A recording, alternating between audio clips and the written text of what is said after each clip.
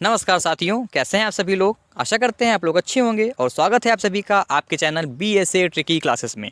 दोस्तों, आज की यह वीडियो काफ़ी खास होने वाला है क्योंकि आज की इस वीडियो में हम हिंदी और जनरल नॉलेज के जो है क्वेश्चन डिस्कस करेंगे आपके जेल वार्डर एग्जाम के लिए, जो कि काफ़ी हेल्पफुल होंगे। तो दोस्तों, आप लोग वीडियो के अंत तक बने रहिएगा। मैं आपसे हर बार बोलता हूँ कि आप लोग बस अपनी तैयारी करिए, पढ़ाई करते रहिए। बाकी हम पूरी कोशिश करेंगे आपके साथ, BSA परिवार हम आपके साथ हैं।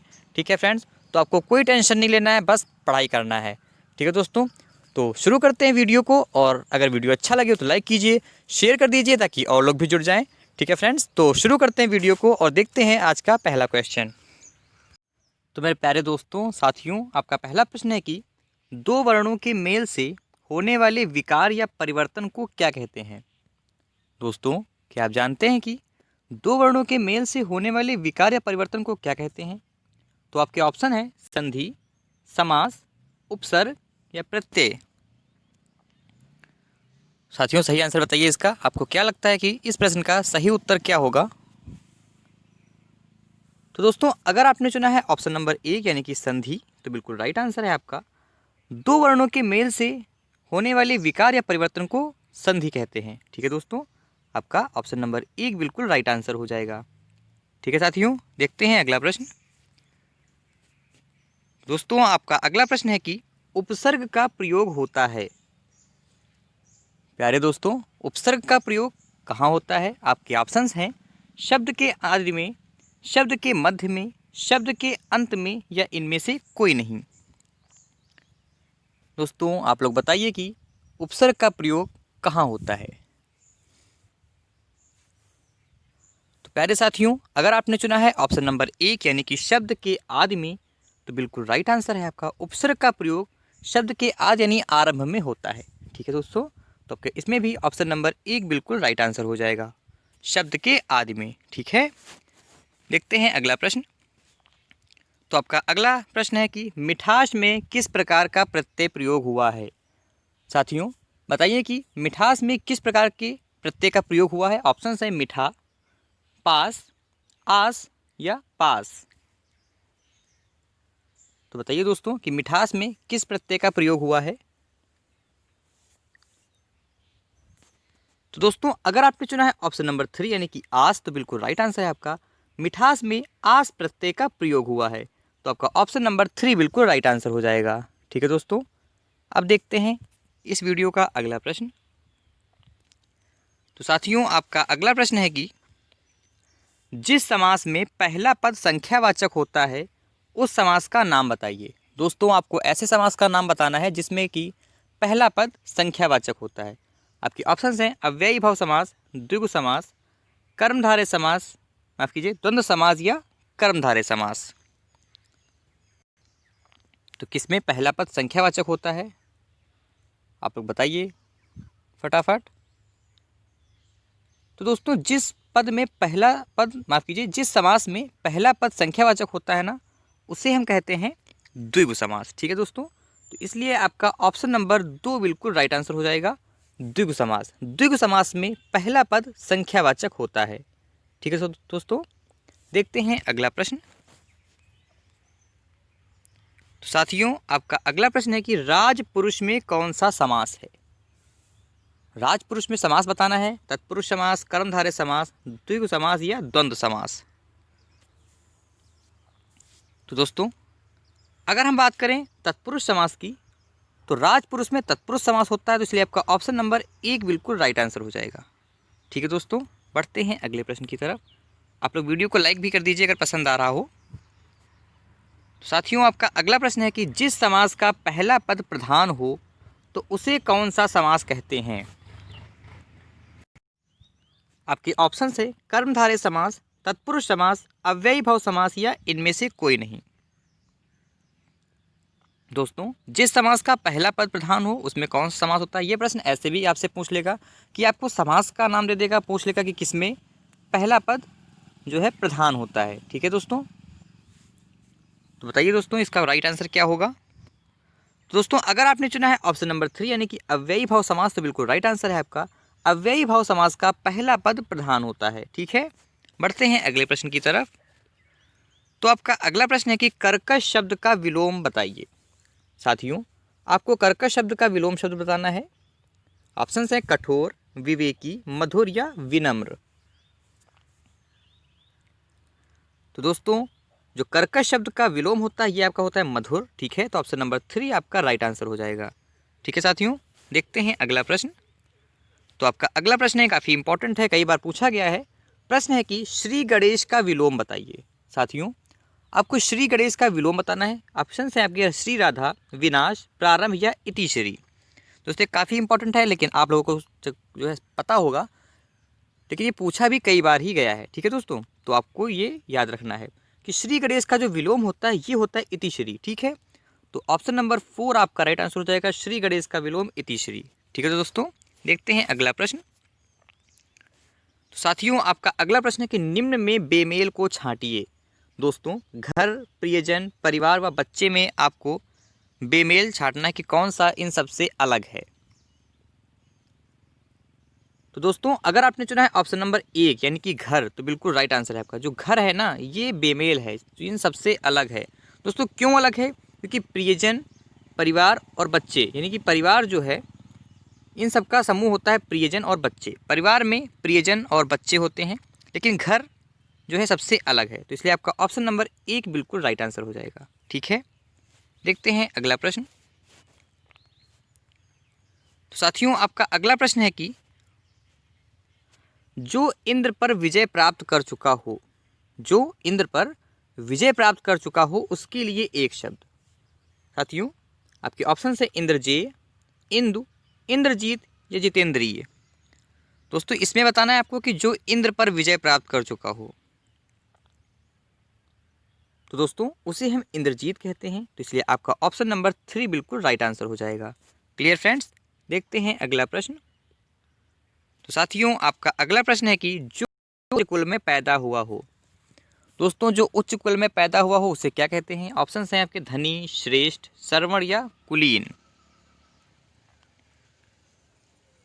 तो मेरे प्यारे दोस्तों, जो उच्च कुल में पैदा हुआ हो उसे हम कुलीन बोलते हैं। ठीक है, ऑप्शन नंबर 4 आपका बिल्कुल राइट आंसर हो जाएगा। ठीक है दोस्तों, ऑप्शन नंबर 4 आपका राइट आंसर है कुलीन। जो उच्च कुल में पैदा हुआ हो उसे कुलीन कहते हैं। ठीक है, देखते हैं अगला प्रश्न। दोस्तों, आपका अगला प्रश्न है, ध्यान से देखिएगा इसको।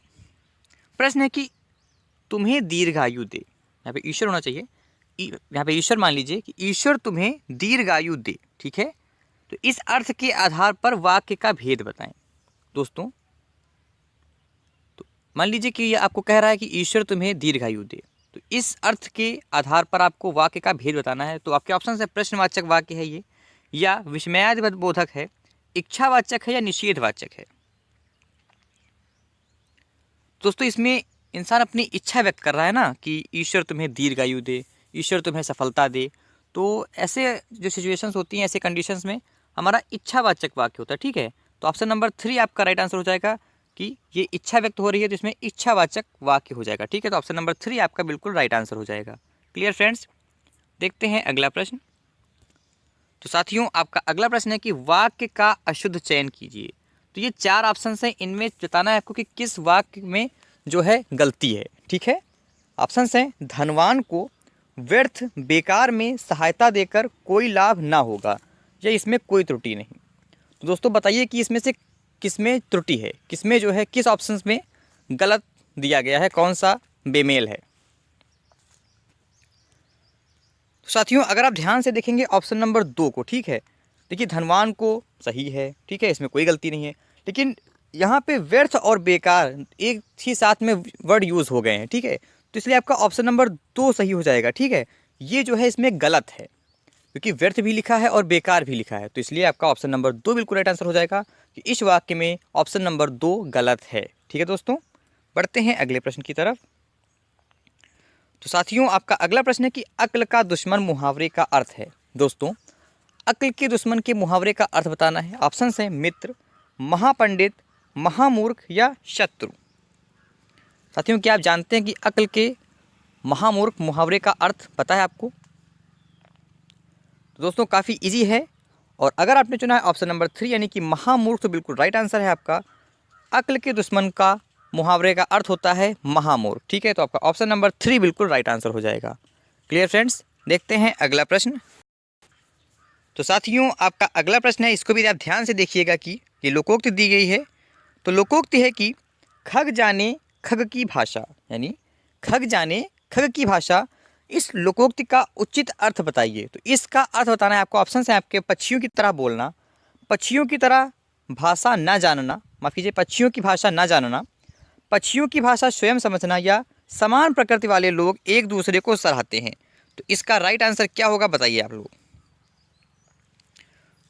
तो मेरे प्यारे दोस्तों, आप लोग ऑप्शन देख के ही समझ गए होंगे कि जिसमें जो आपका ऑप्शन नंबर 4 है, समान प्रकृति वाले एक दूसरे को सराहते हैं, इसका राइट आंसर हो जाएगा कि खग जाने खग की भाषा का अर्थ होता है समान प्रकृति वाले लोग एक दूसरे को सराहते हैं। ठीक है दोस्तों, ऑप्शन नंबर 4 आपका बिल्कुल राइट आंसर हो जाएगा। ठीक है फ्रेंड्स, आपका अगला प्रश्न है, इसको भी आप ध्यान से देखिएगा। तो इसमें आपका प्रश्न है कि मन रे तन कागद का पुतला, ठीक है, मन रे तन कागद का पुतला, लागे बूंद बिनस जाए छिन में।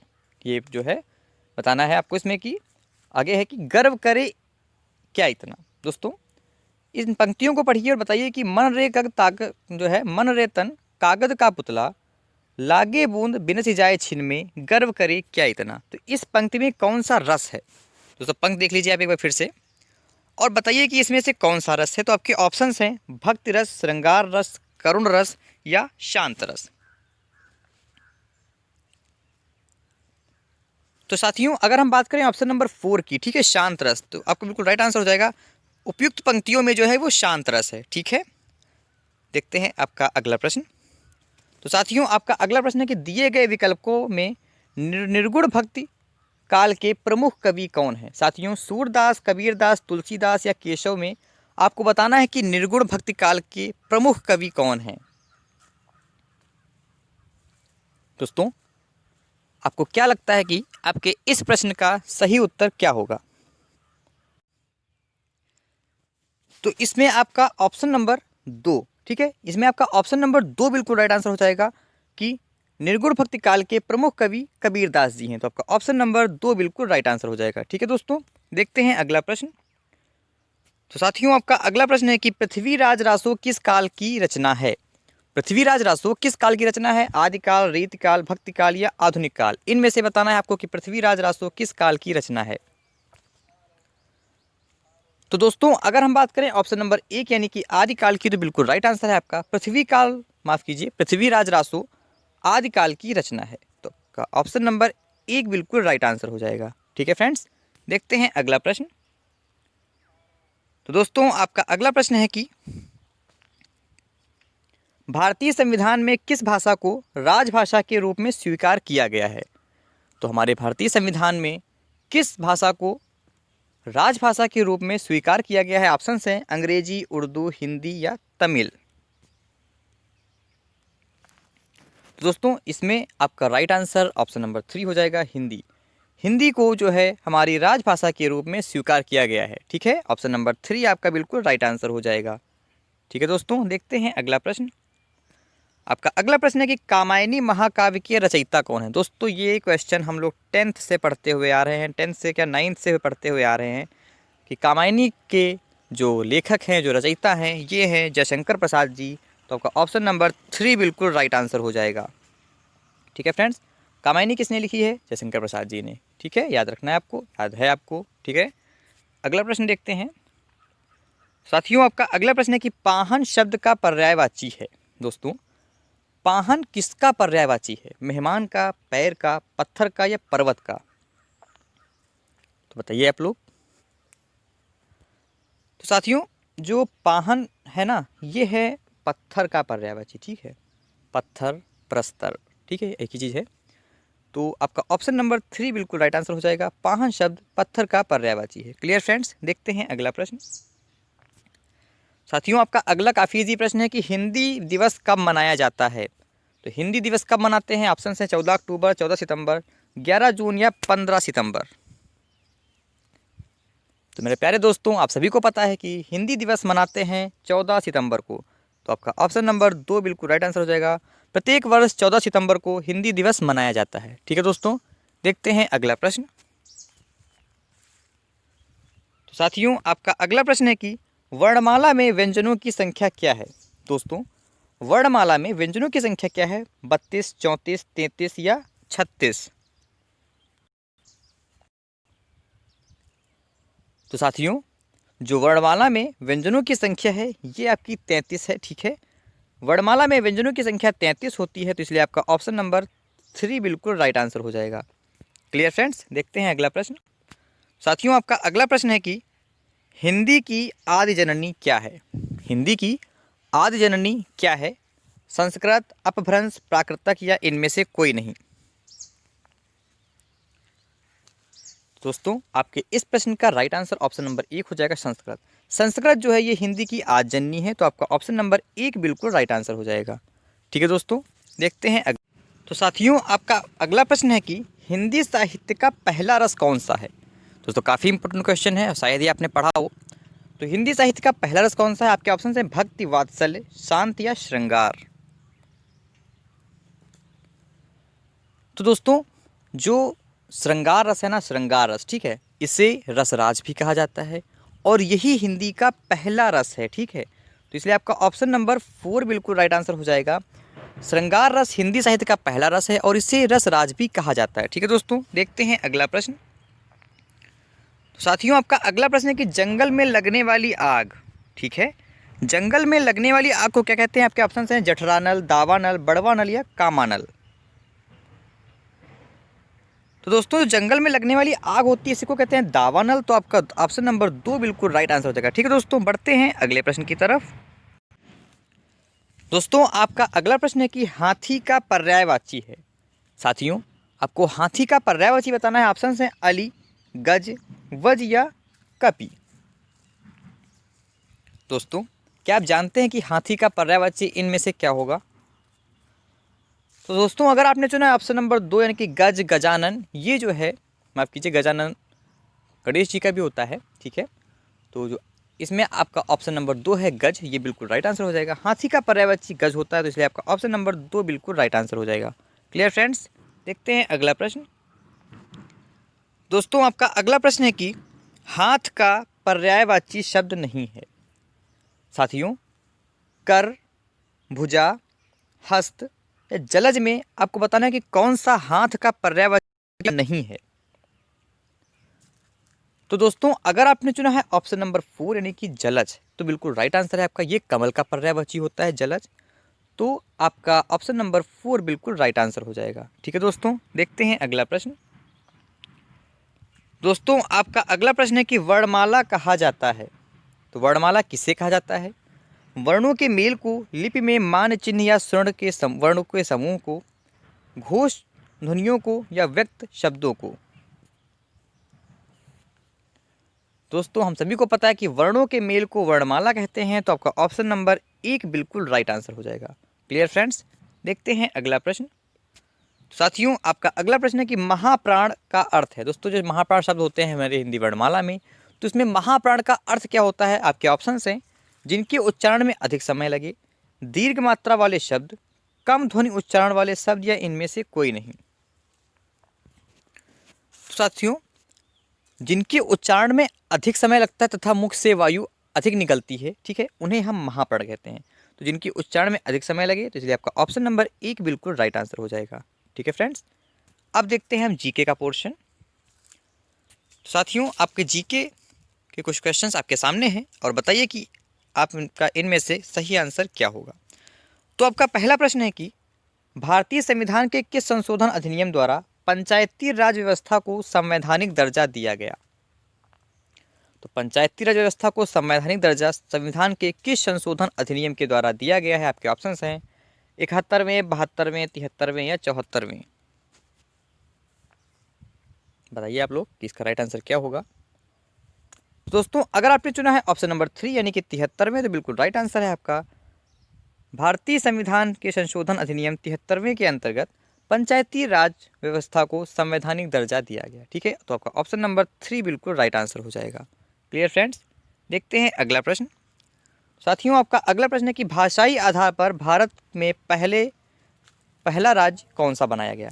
तो भाषा के आधार पर भारत में पहला राज्य कौन सा बनाया गया? आपके ऑप्शन है तमिलनाडु, अरुणाचल प्रदेश, आंध्र प्रदेश या उड़ीसा। तो बताइए दोस्तों, आपके इस प्रश्न का सही उत्तर क्या होगा? ऑप्शन आप देख ही रहे हैं। तो दोस्तों, अगर हम बात करें ऑप्शन नंबर 3 यानी कि आंध्र प्रदेश की, तो आपका इसमें बिल्कुल राइट आंसर हो जाएगा। आंध्र प्रदेश को जो है भाषा के आधार पर पहला राज्य बनाया गया था, तो इसलिए आपका ऑप्शन नंबर 3 बिल्कुल राइट आंसर हो जाएगा। ठीक है फ्रेंड्स, देखते हैं अगला प्रश्न। तो साथियों, आपका अगला प्रश्न है कि भारतीय संविधान की कौन सी विशेषता इंग्लैंड से ली गई है? तो भारतीय संविधान की कौन सी विशेषता इंग्लैंड से ली गई? आपके ऑप्शन हैं संसदीय प्रणाली, संघीय प्रणाली, मूल अधिकार या मूल कर्तव्य। तो दोस्तों, जो भारतीय संविधान में इंग्लैंड से विशेषता ली गई है, ये आपकी है संसदीय प्रणाली। ठीक है, तो आपका ऑप्शन नंबर 1 बिल्कुल राइट आंसर हो जाएगा। संसदीय प्रणाली भारतीय संविधान में जो है इंग्लैंड से ली गई है। ठीक है दोस्तों, याद रखना है आपको। आपका अगला प्रश्न है कि भाषाई आधार पर राज्यों का पुनर्गठन। दोस्तों, भाषा के आधार पर राज्यों का पुनर्गठन कब किया गया था? ऑप्शन से 1947, 1952, 1953 या 1956। बताइए दोस्तों कि इस प्रश्न का राइट आंसर क्या होगा? तो दोस्तों, जो भाषा के आधार पर राज्यों का पुनर्गठन किया गया था ना, ये किया गया था आपके 1953 में। तो जिनका भी ऑप्शन नंबर 3 आ रहा है वो बिल्कुल राइट आंसर है। ऑप्शन नंबर 3 आपका राइट आंसर है 1953। ठीक है, देखते हैं अगला प्रश्न। दोस्तों, आपका अगला प्रश्न है कि भारतीय रिजर्व बैंक की स्थापना कब की गई थी? भारतीय रिजर्व बैंक यानी कि आरबीआई की स्थापना कब की गई थी, आपको बताना है। ऑप्शन से 1935, 1936, 1937 या 1938। दोस्तों, क्वेश्चन काफ़ी पुराना है और अगर बात करें इस क्वेश्चन के राइट आंसर की, तो आपका राइट आंसर ऑप्शन नंबर 1 हो जाएगा 1935। 1 अप्रैल 1935 को आरबीआई की स्थापना की गई थी। ठीक है दोस्तों, ऑप्शन नंबर 1 आपका बिल्कुल राइट आंसर हो जाएगा। बढ़ते हैं अगले प्रश्न की तरफ। दोस्तों, आपका अगला प्रश्न है कि गांधीवादी विचारधारा, माफ कीजिए, गांधीवादी अर्थव्यवस्था का आधार क्या था? तो गांधीवादी अर्थव्यवस्था का आधार क्या था? आपके ऑप्शन से मशीन आधारित विकास, खादी एवं कुटीर उद्योग आधारित विकास, विदेशी सहायता आधारित विकास या इनमें से कोई नहीं। तो इन 4 में से बताइए कि कौन सा गांधीवादी अर्थव्यवस्था का आधार था। तो साथियों, अगर आपने चुना है ऑप्शन नंबर 2 यानी कि खादी एवं कुटीर उद्योग आधारित विकास, तो बिल्कुल राइट आंसर है आपका। ये जो है गांधीवादी अर्थव्यवस्था का आधार था, तो आपका ऑप्शन नंबर 2 बिल्कुल राइट आंसर हो जाएगा। क्लियर फ्रेंड्स, देखते हैं अगला प्रश्न। तो साथियों, आपका अगला प्रश्न है कि भारत में बेरोजगारी के आंकड़े कौन तैयार करता है? इंपॉर्टेंट क्वेश्चन, अच्छा क्वेश्चन है। तो वित्त मंत्रालय, ग्रामीण विकास मंत्रालय, ग्राम पंचायत या राष्ट्रीय नमूना सर्वेक्षण संगठन में आपको बताना है कि कौन भारत में बेरोजगारी के आंकड़े तैयार करता है। तो दोस्तों, अगर हम बात करें ऑप्शन नंबर 4 यानी कि राष्ट्रीय नमूना सर्वेक्षण संगठन, ये एक ऐसा संगठन है जो भारत में बेरोजगारी के आंकड़े तैयार करता है। तो हमारे जिन भी साथियों का ऑप्शन नंबर 4 आ रहा है, बिल्कुल राइट आंसर है आपका जो है राष्ट्रीय नमूना सर्वेक्षण संगठन। क्लियर फ्रेंड्स, देखते हैं अगला प्रश्न। दोस्तों, अगला प्रश्न देखिएगा आप कि मानव विकास सूचकांक में शामिल होते हैं। दोस्तों, जो हमारी रिपोर्ट आती है मानव विकास सूचकांक, तो उसमें क्या क्या शामिल होता है? आपके ऑप्शन हैं जीवन प्रत्याशा, साक्षरता दर, प्रति व्यक्ति राष्ट्रीय आय या उपयुक्त सभी। तो मानव विकास सूचकांक में क्या शामिल होता है? आपने ऑप्शंस देख लिए हैं और अब बताइए इस प्रश्न का सही उत्तर। तो फ्रेंड्स, इसमें जो है ये सभी शामिल होते हैं। ठीक है, तो इसलिए आपका ऑप्शन नंबर 4 बिल्कुल राइट आंसर हो जाएगा। मानव विकास सूचकांक में जीवन प्रत्याशा, साक्षरता दर, प्रति व्यक्ति राष्ट्रीय आय, ये सभी शामिल होते हैं। ठीक है दोस्तों, याद रखना है आपको। देखते हैं अगला प्रश्न। साथियों, आपका अगला प्रश्न है कि भारतीय लघु उद्योग विकास बैंक का मुख्यालय कहाँ है? ठीक है, भारतीय लघु उद्योग विकास बैंक का मुख्यालय बताना है आपको। आपके ऑप्शन है पटना, लखनऊ, कानपुर या दिल्ली। तो बताइए दोस्तों, क्या लगता है आपको कि भारतीय लघु उद्योग विकास का मुख्यालय कहाँ होगा? तो फ्रेंड्स, ये है आपके लखनऊ में, यूपी की कैपिटल लखनऊ। यहाँ पे भारतीय लघु विकास उद्योग बैंक का मुख्यालय है। ठीक है, आपका ऑप्शन नंबर 2 बिल्कुल राइट आंसर हो जाएगा। Clear friends. देखते हैं अगला प्रश्न। दोस्तों आपका अगला प्रश्न है कि बिक्री कर किसकी आय का महत्वपूर्ण भाग है। दोस्तों बिक्री कर किसकी आय का महत्वपूर्ण भाग है? राज्य सरकार, केंद्र सरकार, ग्राम पंचायत या ये सभी? देखिए दोस्तों, आप लोग जो है क्वेश्चन के जो ऑप्शंस होते हैं उनको एलिमिनेट करना सीखिए, ठीक है। अब जैसे इस क्वेश्चन में पूछा गया, ठीक है, तो ये सभी तो बिल्कुल नहीं होगा, ठीक है। आपको पता ही है कि किसी भी क्वेश्चन में मोस्टली ये मान लीजिए कि 95% क्वेश्चंस जो होते हैं आपके एग्जाम के, उनमें यह सभी ऑप्शंस बिल्कुल गलत होता है। 5% भले ही सही हो जाए, ठीक है। और अगर इस क्वेश्चन की बात करें तो आपको क्या लगता है कि जो सेल टैक्स यानी कि बिक्री कर होता है, तो इसमें ग्राम पंचायत का कोई लाभ होता है? कुछ नहीं होता है। तब ये दो तो कट ही गए। अब आपको इन दो में से बताना है, तो आप इन दो में से बता दीजिए। आप बता दीजिए कि आपका राइट आंसर क्या होगा। अगर आपके एग्जाम में आए तो ऐसे ही कर लीजिए, आपका एग्जाम आसानी से निकल जाएगा, है ना। तो क्वेश्चन के ऑप्शंस को एलिमिनेट करना भी सीखिए, ठीक है। तो दोस्तों बिक्री कर जो होता है ये होता है राज्य सरकार की आय का महत्वपूर्ण भाग। तो आपका ऑप्शन नंबर 1 बिल्कुल राइट आंसर हो जाएगा, ठीक है, राज्य सरकार, ठीक है फ्रेंड्स, स्टेट गवर्नमेंट। देखते हैं अगला प्रश्न। साथियों आपका अगला प्रश्न है कि भारत की नागरिकता किस प्रकार से प्राप्त की जा सकती है। दोस्तों क्या आप जानते हैं कि भारत की नागरिकता किस प्रकार से प्राप्त की जा सकती है? आपके ऑप्शन हैं जन्म से, वंशानुक्रमण से, देशीकरण से या इन सभी से। तो दोस्तों जो भारत की नागरिकता प्राप्त की जा सकती है ये इन सभी से की जा सकती है, ठीक है। तो आपका ऑप्शन नंबर 4 बिल्कुल राइट आंसर हो जाएगा कि भारत की नागरिकता जन्म से, वंशानुक्रमण से और देशीकरण से हर प्रकार से प्राप्त की जा सकती है, इन 3 में से, ठीक है। तो आपका ऑप्शन नंबर 4 बिल्कुल राइट आंसर हो जाएगा। देखते हैं अगला प्रश्न। साथियों आपका अगला प्रश्न है कि विश्व का सबसे बड़ा डेल्टा है, तो इन 4 में से बताइए कि विश्व का सबसे बड़ा डेल्टा कौन सा है। महानदी का डेल्टा, नील नदी का डेल्टा, गंगा ब्रह्मपुत्र नदी का डेल्टा या कृष्णा कावेरी नदी का डेल्टा। तो साथियों अगर हम बात करें ऑप्शन नंबर 3 यानी कि गंगा ब्रह्मपुत्र नदी का डेल्टा, तो बिल्कुल राइट आंसर हो जाएगा आपका। ये जो है विश्व का सबसे बड़ा डेल्टा है, ठीक है। देखते हैं अगला प्रश्न। तो दोस्तों आपका अगला प्रश्न है कि कौन सा देश पहले श्याम के नाम से जाना जाता था।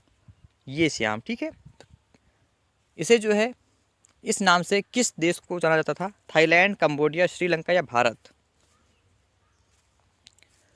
तो फ्रेंड्स अगर हम बात करें थाईलैंड की, तो थाईलैंड देश को पहले श्याम के नाम से जाना जाता था, इसलिए आपका ऑप्शन नंबर 1 बिल्कुल राइट आंसर हो जाएगा। Clear friends. देखते हैं अगला प्रश्न। साथियों आपका अगला प्रश्न है कि विश्व का सबसे बड़ा पार्क कहाँ अवस्थित है। दोस्तों क्या आप जानते हैं कि विश्व का सबसे बड़ा पार्क कहाँ स्थित है? तो ये आपके पार्क के नाम दिए गए हैं और ये आपके कंट्री के नेम दिए गए हैं। तो इसमें आपको दोनों पता हो जाएंगे कंट्री कौन सी है और उस पार्क का नाम क्या है। जैसे कि गिर राष्ट्रीय उद्यान Bharat, would buffalo national park Canada, Yellowstone national park USA या सागरमाथा नेशनल पार्क नेपाल। देखिए कुछ चारों क्लियर हो गए। मैं ऑप्शंस भी ऐसे ही उठाता हूँ, ठीक है। तो दोस्तों अगर हम बात करें ऑप्शन नंबर 2 यानी कि बुल बफेलो नेशनल पार्क, तो ये बिल्कुल राइट आंसर है आपका, जो कि कनाडा में है। ये विश्व का सबसे बड़ा पार्क है, ठीक है, कनाडा में। ओके देखते हैं अगला प्रश्न। साथियों आपका अगला प्रश्न है कि लोएस का पठार है, तो लोएस का पठार किस प्रकार का है? हिमनीकृत है, जलकृत है, नदीकृत है या पवनकृत है? दोस्तों जो लोएस का पठार है ना, ये है आपका पवनकृत, ठीक है। तो आपका ऑप्शन नंबर 4 बिल्कुल राइट आंसर हो जाएगा कि लोएस का पठार पवनकृत है। Clear friends. देखते हैं अगला प्रश्न। साथियों आपका अगला काफ़ी इजी क्वेश्चन है, आप सभी ने इसको पढ़ा होगा और आपको रट गया होगा कि विश्व का सर्वाधिक ऊंचा पठार कौन सा है। ऑप्शन है तिब्बत का पठार, कोलंबिया का पठार, ये दोनों या इनमें से कोई नहीं। मैंने इसलिए ऑप्शन भी 2 ही रखे क्योंकि आपको पता होगा। दोस्तों आप सभी को पता है कि तिब्बत का पठार विश्व का सर्वाधिक ऊंचा पठार है, तो इसलिए आपका ऑप्शन नंबर 1 बिल्कुल राइट आंसर हो जाएगा। Clear friends. देखते हैं अगला प्रश्न। ये देखिए दोस्तों आपके सामने क्वेश्चन है कि पाक जल संधि किन 2 देशों को अलग करती है। पाक जल संधि किन 2 देशों को अलग करती है? ऑप्शन है भारत एवं पाकिस्तान, भारत एवं श्रीलंका, भारत एवं बांग्लादेश या भारत एवं म्यांमार। दोस्तों नाम है पाक जल संधि, ठीक है, तो इससे आप पाकिस्तान मत लगा दीजिएगा, ठीक है। ये अलग करती है भारत और श्रीलंका को, ठीक है। आपको याद रखना है कि ऑप्शन नंबर 2 आपका राइट आंसर है, भारत एवं श्रीलंका। Clear friends. देखते हैं अगला प्रश्न। तो साथियों आपका अगला प्रश्न है कि ज्वार भाटा की उत्पत्ति में किसका प्रभाव अधिक होता है? तो दोस्तों, ज्वार भाटा की उत्पत्ति में आपको बताना है कि किसका प्रभाव सबसे अधिक होता है। तो साथियों, आपके ऑप्शंस हैं सूर्य, पृथ्वी, चंद्रमा या महासागर। तो फ्रेंड्स, आपके इस प्रश्न का राइट आंसर हो जाएगा ऑप्शन नंबर 3 यानी कि चंद्रमा। चंद्रमा में जो है ज्वार भाटा की उत्पत्ति में सबसे अधिक प्रभाव होता है, तो इसलिए आपका ऑप्शन नंबर 3 बिल्कुल राइट आंसर हो जाएगा। ठीक है, बढ़ते हैं अगले प्रश्न की तरफ। साथियों, आपका अगला प्रश्न है कि निम्नलिखित में से कौन सी नदी भ्रंश घाटी से होकर बहती है? अच्छा प्रश्न है कि कौन सी नदी भ्रंश घाटी से होकर बहती है। आपके ऑप्शंस हैं अमेजन, सिंधु, नर्मदा या गंगा। तो दोस्तों, अगर हम बात करें ऑप्शन नंबर 3 यानी कि नर्मदा नदी की, तो बिल्कुल राइट आंसर है आपका। नर्मदा नदी भ्रंश घाटी से होकर बहती है। ऑप्शन नंबर 3 आपका राइट आंसर हो जाएगा और आपको याद रखना है। ठीक है, देखते हैं अगला प्रश्न। दोस्तों, आपका अगला प्रश्न है कि किस सभ्यता को नील नदी का वरदान कहा जाता है? साथियों, क्या आप जानते हैं कि जो है किस सभ्यता को नील नदी का वरदान कहा जाता है? तो बताइए आप लोग कि नील नदी का वरदान किसे कहते हैं। आपके ऑप्शंस हैं ऑस्ट्रिया की सभ्यता, मेसोपोटामिया की सभ्यता, बेबीलोनिया की सभ्यता या मिस्र की सभ्यता। तो दोस्तों, जो मिस्र की सभ्यता होती है इसे कहते हैं नील नदी का वरदान। नील नदी का वरदान मिस्र की सभ्यता को कहा जाता है, तो इसलिए आपका ऑप्शन नंबर 4 बिल्कुल राइट आंसर हो जाएगा। क्लियर फ्रेंड्स, देखते हैं अगला प्रश्न। दोस्तों, आपका अगला प्रश्न है कि वायुदाब में अचानक होने वाली कमी किस परिघटना की सूचक है? साथियों, वायुदाब में अचानक होने वाली कमी किस परिघटना की सूचक है? आपके ऑप्शन हैं स्वच्छ मौसम, वर्षा का मौसम, शीतल मौसम या तूफानी मौसम। दोस्तों, जब एयर प्रेशर में अचानक कमी हो जाए, ठीक है, तो ये होता है स्वच्छ मौसम। ठीक है, ऑप्शन नंबर ई का आपका बिल्कुल राइट आंसर हो जाएगा। ठीक है, स्वच्छ मौसम इस परिघटना का सूचक है, ये माफ़ कीजिए, जो परिघटना स्वच्छ मौसम की सूचक है। ठीक है, बढ़ते हैं अगले प्रश्न की तरफ। साथियों, आपका अगला प्रश्न है कि वायुमंडल की आर्द्रता मापने वाला यंत्र है, तो ऐसा कौन सा यंत्र है जो वायुमंडल की आर्द्रता मापता है? मैनोमीटर, हाइड्रोमीटर, हाइग्रोमीटर या हाइड्रोफोन।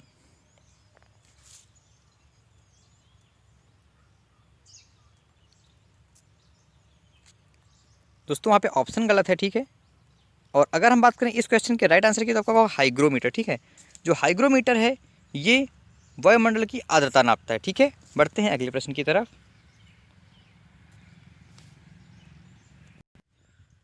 साथियों, आपका अगला प्रश्न है कि विश्व में कृत्रिम रबड़ का सबसे उत्पादक देश कौन सा है? दोस्तों, क्या आप जानते हैं कि विश्व में कृत्रिम रबड़ उत्पादन का सबसे बड़ा देश कौन सा? तो आपके ऑप्शन हैं यूएसए, इंडोनेशिया, थाईलैंड या मलेशिया।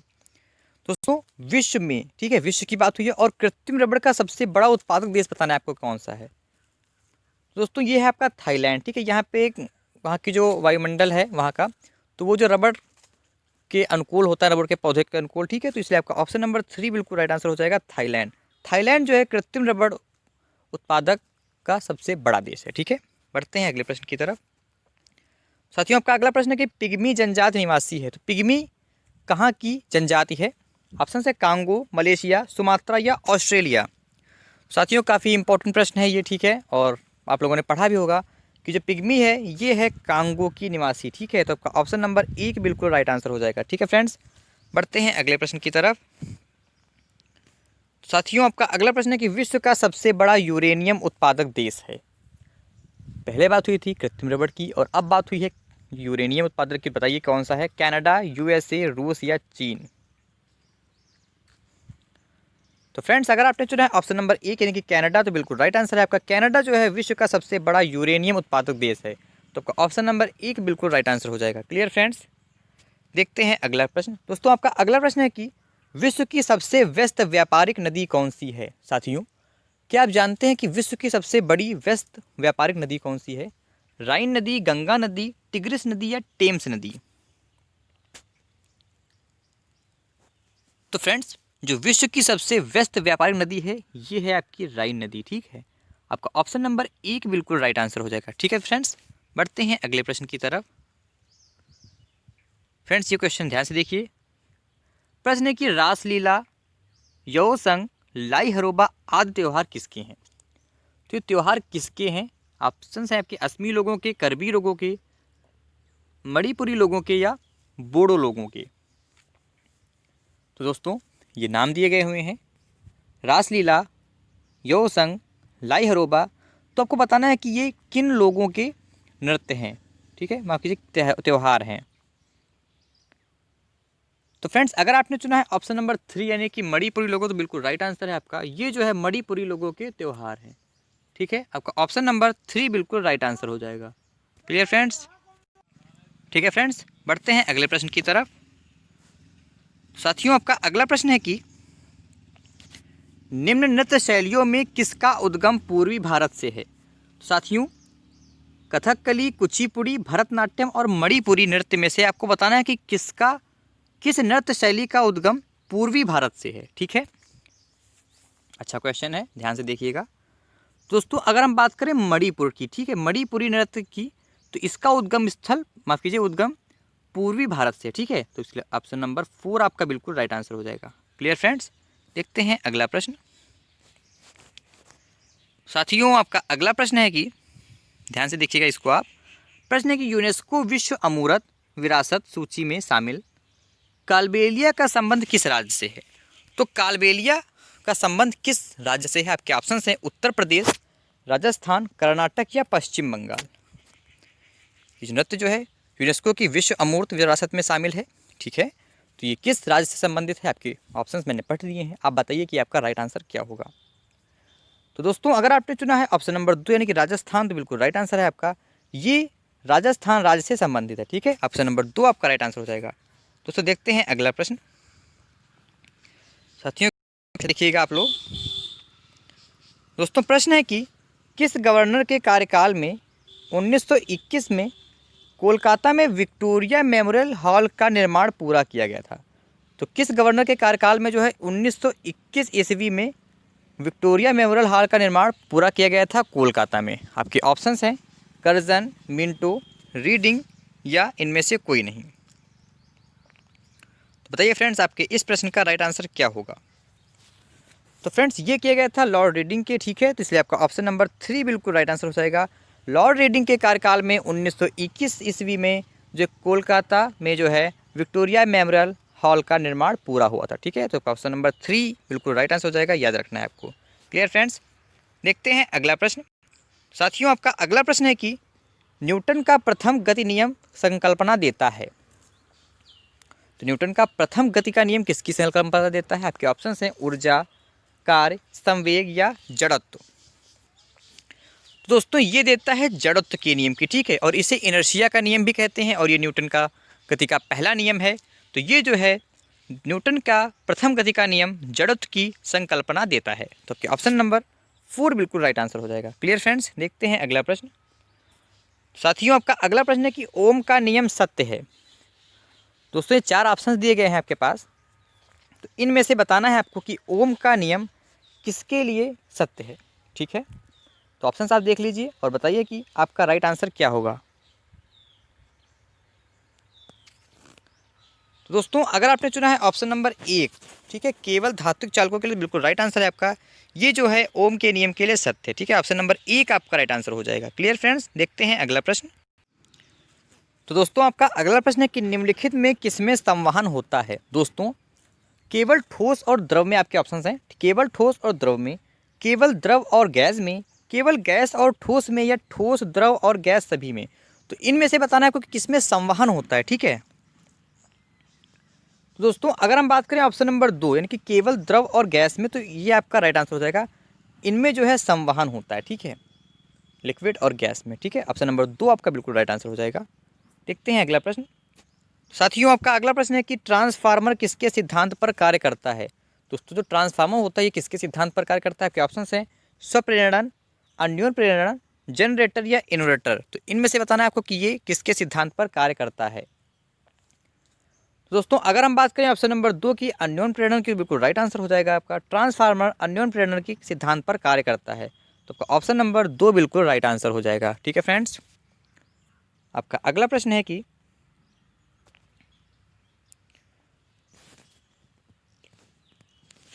वर्षा की बूंद का आकार गोलाकार किसके कारण होता है। दोस्तों जो वर्षा होती है, बारिश होती है, तो आप देखते हैं कि जो इसकी बूंदें होती हैं ना, ये होती हैं गोलाकार, ठीक है। तो बताना है आपको कि इसके पीछे का कारण क्या है, ठीक है, लॉजिक क्या है। आपके ऑप्शंस हैं शयनता, पृष्ठ तनाव, प्रत्यास्थता या गुरुत्व। तो फ्रेंड्स इसके पीछे का जो कारण होता है ये होता है पृष्ठ तनाव, ठीक है। तो आपका ऑप्शन नंबर 2 बिल्कुल राइट आंसर हो जाएगा। क्लियर फ्रेंड्स, देखते हैं अगला प्रश्न। साथियों आपका अगला प्रश्न है कि वह एकमात्र पक्षी कौन सा है जो पीछे की ओर उड़ता है। काफ़ी यूनिक बर्ड है। तो ऐसी कौन सी पक्षी है जो पीछे की तरफ उड़ती है।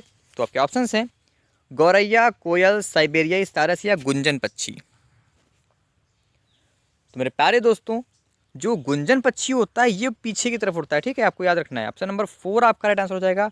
गुंजन पक्षी वह एकमात्र पक्षी होता है जो कि पीछे की ओर उड़ता है, ठीक है। ऑप्शन नंबर 4 आपका राइट आंसर है। बढ़ते हैं अगले प्रश्न की तरफ। साथियों आपका अगला प्रश्न है कि पक्षियों में प्रातः एक ही होता है, प्रायः होना चाहिए। तो पक्षियों में प्रायः एक ही क्या होता है। आपके ऑप्शन हैं गुर्दा, फेफड़ा, अंडाशय या इनमें से कोई नहीं। साथियों जो पक्षियों में एक ही पाया जाता है वो होता है अंडाशय, ठीक है। अंडाशय जो है पक्षियों में एक ही पाया जाता है, तो इसलिए आपका ऑप्शन नंबर 3 बिल्कुल राइट आंसर हो जाएगा। क्लियर फ्रेंड्स, बढ़ते हैं अगले प्रश्न की तरफ। साथियों आपका अगला प्रश्न है कि जीवन का ब्लूप्रिंट है। तो लाइफ का ब्लूप्रिंट बताना है आपको क्या है। आपके ऑप्शंस हैं डीएनए, आरएनए, कोशिका या केंद्रक। साथियों क्या आपने जानते हैं, आपने पढ़ा इस क्वेश्चन को कि जीवन का ब्लूप्रिंट किसे कहते हैं। दोस्तों अगर आपने चुना है ऑप्शन नंबर 1 यानी कि डीएनए तो बिल्कुल राइट आंसर है आपका। डीएनए जीवन का ब्लूप्रिंट है, ठीक है। आपका ऑप्शन नंबर 1 राइट आंसर हो जाएगा डीएनए, ठीक है। बढ़ते हैं अगले प्रश्न की तरफ। साथियों आपका अगला प्रश्न है कि निम्नलिखित में से किसमें सबसे छोटी जीवित कोशिका होती है। दोस्तों बैक्टीरिया, माइक्रोप्लाज्मा, विषाणु और यीस्ट में सबसे छोटी जीवित कोशिका किसमें होती है आपको बताना है। तो साथियों अगर आपने चुना है ऑप्शन नंबर 2 यानी कि माइक्रोप्लाज्मा तो बिल्कुल राइट आंसर है आपका। माइक्रोप्लाज्मा जो है, माइक्रोप्लाज्मा में सबसे जीवित छोटी कोशिका होती है, ठीक है। ऑप्शन नंबर 2 आपका राइट आंसर हो जाएगा। दोस्तों अब हम बढ़ते हैं इस वीडियो के अंतिम प्रश्न की तरफ। तो फ्रेंड्स आपका अगला क्वेश्चन है और अंतिम क्वेश्चन है कि शहद की मक्खी का विष कैसा होता है। दोस्तों क्या आप जानते हैं मधुमक्खी का विष कैसा होता है। अम्लीय होता है, क्षारीय होता है, नमकीन होता है, प्रोटीन होता है। तो फ्रेंड्स अगर आपने लिया है, ठीक है, इसका विष अगर आपको काटा है तो आप जान लीजिए कि इसका जो विष होता है ये अम्लीय होता है, ठीक है। ऑप्शन नंबर 1 आपका राइट आंसर हो जाएगा, ठीक है, अम्लीय, ठीक है। मतलब भगवान ना करे किसी के पास सिचुएशन आए कि काटे। हमारी कामना है आपके साथ। इच्छावाचक वाक्य, ठीक है।